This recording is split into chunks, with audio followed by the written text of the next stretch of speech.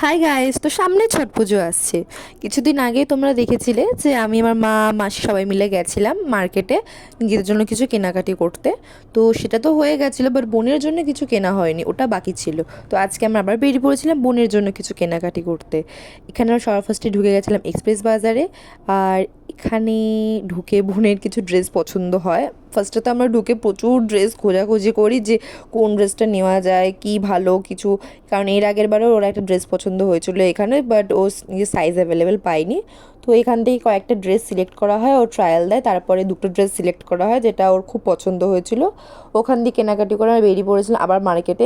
আমার কিছু জুয়েলারি কেনার ছিল অ্যাকচুয়ালি, কিন্তু সেরকম কিচ্ছু আমি জুয়েলারি ভালো কিছু পেলাম না। দোকান থেকে বেরিয়ে আমরা আবার বিশালে চলে আসলাম। ওখানে আমার মা হা করে জানি না কি দেখছিল।